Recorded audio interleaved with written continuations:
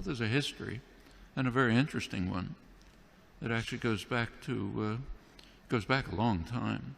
One thing to remember is that Christian Zionism is a very powerful force, which goes back long before Jewish Zionism.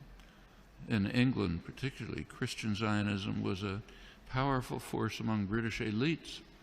It's part of the motivation for the Balfour Declaration and for Britain's support for Jewish colonization of Israel. Remember, the Bible said, and that's a big part of British elite culture. Same in the United States. Woodrow Wilson was a devout Christian who read the Bible every day. So did Harry Truman. In the Roosevelt administration, one of the leading officials, Harold Ickes, once described the return of the Jews to Palestine as the greatest event in history. It's realizing the lesson of the Bible. These are deeply religious countries in which the biblical commands, so-called, are taken quite literally. Also, this is just part of colonization. This is the last phase of European colonization. And notice that the countries that are most strongly in support of Israel are not just the United States. It's the United States, Australia, and Canada, the offshoots of England, Anglosphere sometimes called, unusual forms of imperialism.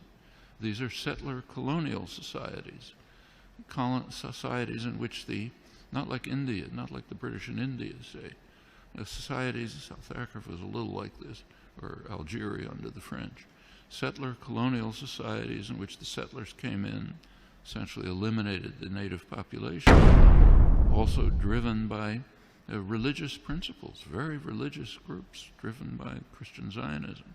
Those are major cultural factors. There are also significant geostrategic factors.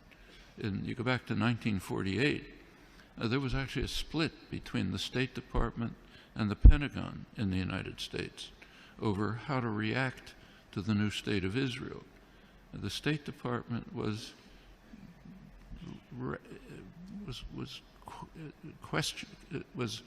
not committed strongly to Israeli conquests, the establishment of the state, and was concerned about the refugees.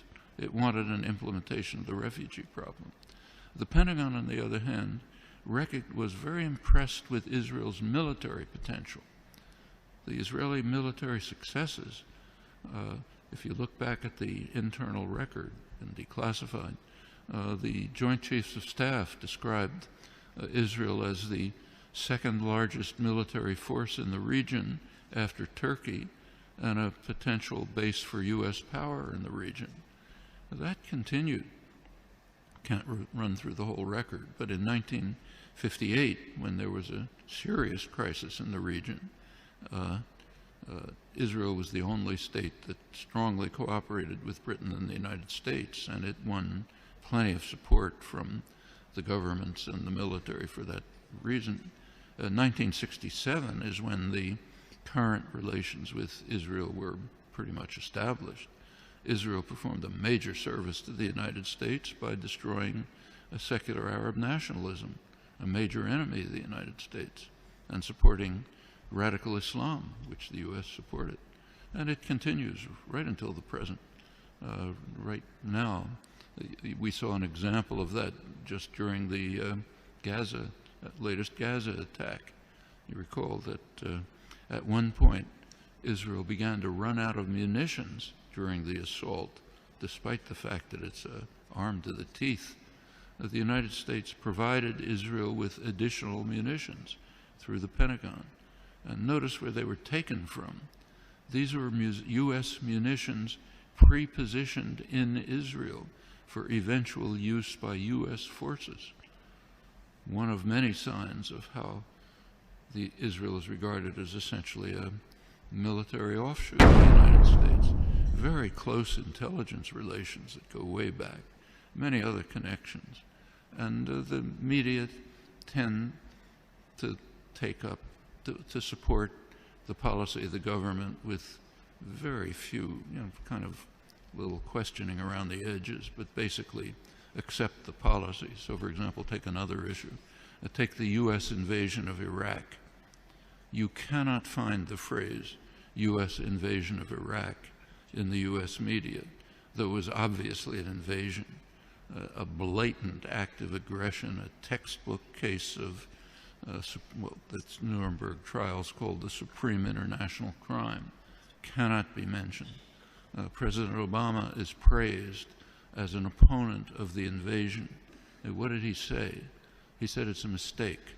It's a strategic blunder. We're not going to get away with it. That's the kind of opposition that you heard from the German general staff during Hitler's invasion of Russia. It's a blunder. Shouldn't do it. We should knock off England first. That's regarded as opposition. Same in Vietnam. There's now a commemoration underway, big commemoration of U.S. sacrifices in Vietnam. Try to find the phrase U.S. invasion of South Vietnam there or anywhere in the past year since 1961 when it took place. Non-existent, maybe on Democracy Now, what I write, but way out at the fringe. And this is not unique to the United States. Take, say, Britain. Right now there's interesting debates in the British literary journals, like the Times Literary Supplement, as to whether Britain should finally begin to recognize the genocidal, the word that's used, genocidal character of British colonization hundreds of years ago. Should Britain begin to face it? You can ask that question in many places.